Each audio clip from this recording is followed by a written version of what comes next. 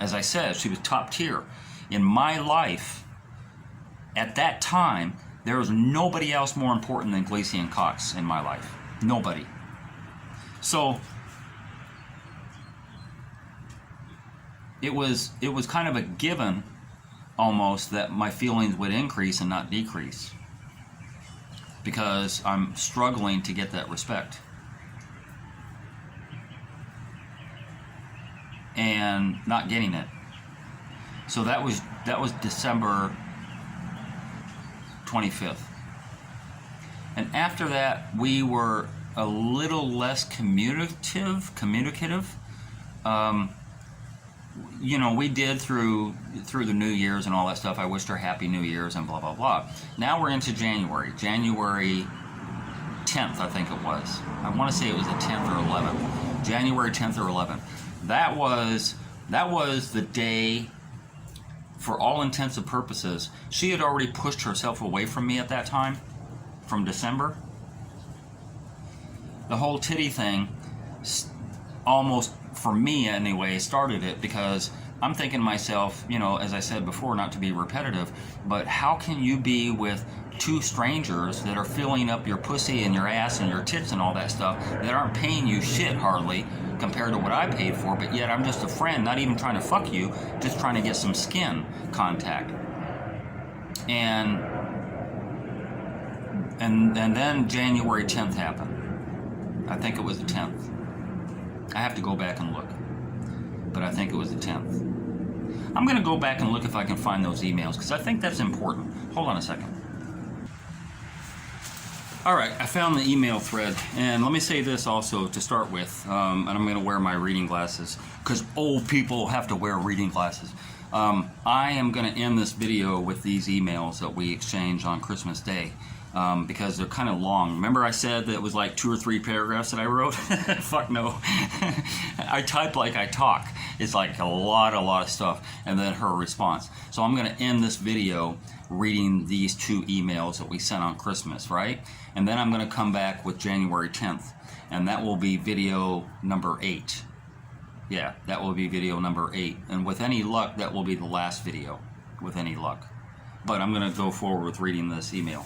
So this was on Christmas Day at 12:07 a.m. So I said, I thought I'd write you about my feelings. Yes, I could have sent a WhatsApp message, but this will be long and forever, and in case you lose your phone, you'll still have it here. You said to me today, why are you being Casper? I wanted to answer, but didn't want to go into a long diatribe about my thoughts. I've been a Casper because I told you the day I left you sitting in the car in Ochi that I needed to back off of you. Keeping in constant touch with you now seems like it's keeping you close to me, and it's been hard to do that lately because of the increased feelings I have toward you. I'm mixed up, so wording this will be difficult, but I'll try my best. When your mom asked me, what's up with you and Bob, I think she could tell, on my part anyway, that our friendship is deeper than what she's been told by you? ? So, I've known you 5 years going into 6, and from the start, you must know I really liked you. We've discussed that many times. The drives to Portland were so cool. Didn't even mind that nearly 2-hour drive back I had to do alone, because the 2 hours there was so nice. I told you once when you split with the cop and you went straight to K that my application must have got lost. Yes, that was a joke, but honestly, I wish now that I had been more aggressive. Well, now I look back and I'm like, no, you shouldn't have been aggressive, because I told you I didn't want the relationship with her, knowing our differences and knowing our age and all that stuff. Anyway, I had been more aggressive. I even commented that were I still living there,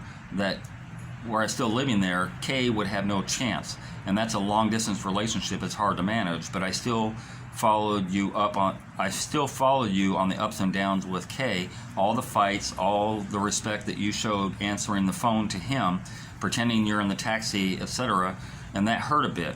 I feel like he should be aware of me and my presence when I'm there, for no other reason that we were friends long before him. But I understand more now why you didn't or couldn't.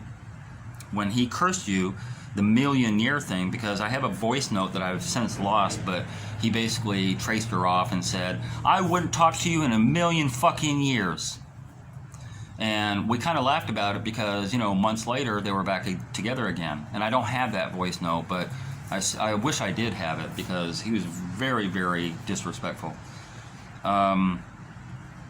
But I still followed up on okay, pretending you're in a taxi, for another reason that we were friends before him, but I understand more why you couldn't and couldn't. When he cursed you, the million-year thing, I swear if I was living there, I would have scooped you up and made you happy. The day you left me at the bottom when we were supposed to meet and you ran back to him to talk really hurt me. You disrespected my time, energy, and caring for a piece of shit. That shit on you constantly. But it's your thing to sort out, so I stayed clear. But I also sent you that long video before I left because you hurt me, though I basically hurt myself because of my feelings. I doubt you took that seriously. However, I always wanted you to be happy and said so on the video. And I never ever, all I ever wanted for you is your true happiness. My thoughts are all over, so let me start again. I've known you going on 6 years. From those days going to Portland, I could tell you're really special, one of a kind, a really cool chick, smart, funny, ditzy, fun, gorgeous, and a banging body. Though the latter is not as important as the former. If you had a wonky body, I would feel the same way. And then a laughing emoji. You're one of the sweetest women I've ever met and mature beyond your years in a lot of ways. I saw it so clearly when we first got together. Sorry about the church dress thing. That's a comment I made about the dress that she had past her knee. That Kay never appreciated you for your qualities, that the Rock can't see what he's missing, that the cop would be dishonest and compromise what you had with him, shows his blindness towards those qualities that I see clearly. Then comes Michael and Dane. Those guys see what I knew. Maybe not. Time will tell. Perhaps Dane can't, otherwise he would never have disrespected you on that phone call, especially the first 6 weeks that he knew you. That bothers me, but not my business. Please don't allow another man to control you in any way that you don't like. Anyway, I think you know what this is leading up to. I think I love you. Yes, I have cared for you and say I love you, which I do, but I mean like I'm in love with you, I think.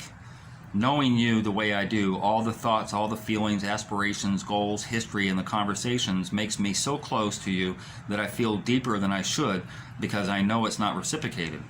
Perhaps you look upon me as just some old white guy with a few extra bucks to spend and you like being spent on. Sometimes I feel like you take advantage of that. Maybe you just see me as a father figure, as you mentioned the night I was touching your breast. Honestly, that night you made me feel so bad I wanted to leave Jamrock right away. You must know, because I told you, I have had no female contact in 6 months since the half-fuck that I got from this other girl, I won't name her. I wasn't trying to have sex with you, just a little skin contact. It's confusing because the last trip you allowed me to thigh-fuck you, and you initiated it. Although I was exhausted from the travel, so I didn't really enjoy it to the fullest, but the thought was nice. Honestly, I don't know how you feel about me, but I do know my feelings are stronger. I don't know if it's the lack of relationship in my life, the loneliness, or that you're the closest friend I have. But I do know I love you for you and not just because of your body or your huge ass. Because I keep teasing her, her ass is growing. The thing is, I don't like all of you. You are weird with your eating thing, pickiness of food, when to eat, etc., etc. The sleep thing, too. The dishes in the sink would drive us both crazy. And I know you don't like some of my things, like bitching at people when I feel I'm getting screwed over, my lack of dressing style, my smoking. I guess it's worse with the Jamaican upbringing that men can get pleasure from women without being intimate. And the one thing that you mentioned about me getting with your cousin, I had no idea that got to you, and not sure why it would, but at least it was the one-time thing. Well, that's not true, because I got with her after that, because Lacey threw me away anyway. So, no, we're not the perfect match, but no one really is. There is compromise in every relationship. You'll find imperfections with Mr. Perfect, I'm sure as much as you think of Dane or Michael, that you'll discover faults too. Perhaps more than you care to know, but very doubtful they'll be as honest and open as I have been. Also, just an FYI, when you speak of them and how they treat you, I'm really glad to hear it. But I've treated you just as good for years. Just saying. It hurts a tad hearing you brag on them, and yet I've told you the same things they do and treated you good for 5 years, and I cannot lie. It pains me a bit to get part of you that you'll never have. It pains me a bit that they get a part of you that I'll never have, the intimacy, which is sort of true. Intimacy comes in a lot of forms. You know, the intimacy is a hand on the breast. The intimacy is the hand on the knee driving down the road. That's intimacy, not just fucking. You know, so when I say intimacy with somebody, there's a lot of forms. It takes a lot of forms. And so that's what I was talking about. Since I left on Tuesday, I've tried not to have you on my mind. Tried to keep out of your business with your social life. Tried not to call or text so that I can get over myself. This isn't your fault. It's just me being a little bitch, I guess. I do know every song I hear, I think of you. The lyrics always seem to touch something that we did or talked about. The real sad ones I turn off right away. The weird thing is that I still want to know your life on a daily, but always feel like you'll say something that stabs me in the heart. So I'm screwed if I do, and more screwed if I know nothing. I worry about you and I care for your safety. I need a break from Jamrock, not having fun, not getting laid, not getting time with my BFF, but I'll miss you if I don't see you every few months. I don't know, maybe I'll touch down in March or April and not tell anyone but you. Keep to myself, take road trips, explore more areas, people, change up my circle a bunch. Very often I forget that you're just 22 and I forget that I'm 60. Perhaps that's a major malfunction. Perhaps that's the major malfunction. Anyway, I love you always and I miss your company. P.S. I told you already I will not back out of my promise to pay the tuition for the next 3 years no matter what. So I did lie because I did back out of paying her tuition for the next 3 years. But that's the next story. That will be video number 8 because she disrespected me in such a way that there was no way that I was going to keep to that promise. Because she broke promises to me. So we're even. And I'm a man of my word. And when I promised her the whole 4 years, God is my witness, I was going to pay for every year going forward if she had treated me right. But the downhill slide happened in January when she knew she wasn't getting nothing no more. You see? When I saw clearly that she was using me and that my use was over when the well ran dry, that's when I backed off of it. I'm going to tell you the day that it happened because I actually tried to go in halves with Michael. I'm not going to pay for the whole year, but maybe, Michael, you think you can manage half that year, you know, $225,000, and I'll do the $225,000? He's like, yeah, I can do that. Okay, cool. But then, and you'll hear about this on the next video, but then I would text her and 3 or 4 days would go by without a response. Or I'd text her in 6 o'clock in the evening and she's like, oh, I'm on the road to Kingston, I'll call you later. And then no call. And then the next day I'd hit her up, hey, what's up? And it's like, oh, I'm busy right now, I'm taking care of something, I'll call you later. That disrespect. And then I had to hit up Michael and I'm like, guess what? That deal that we made about the half and half on the tuition, shit's over. I'm done. The deal is over. And he's like, what happened? And I'm like, and I sent him a text thread, screenshot of the text thread. And he's like, oh yeah, leave that girl alone. Her response to me. I know this video is awful long, sorry. Good morning, sunshine. Here's another thing that's irritating. She calls every man sunshine. And if there's ever a man that's watching this that's been with her, mark my words, she has called you sunshine too. There's no special significance to being called sunshine by her.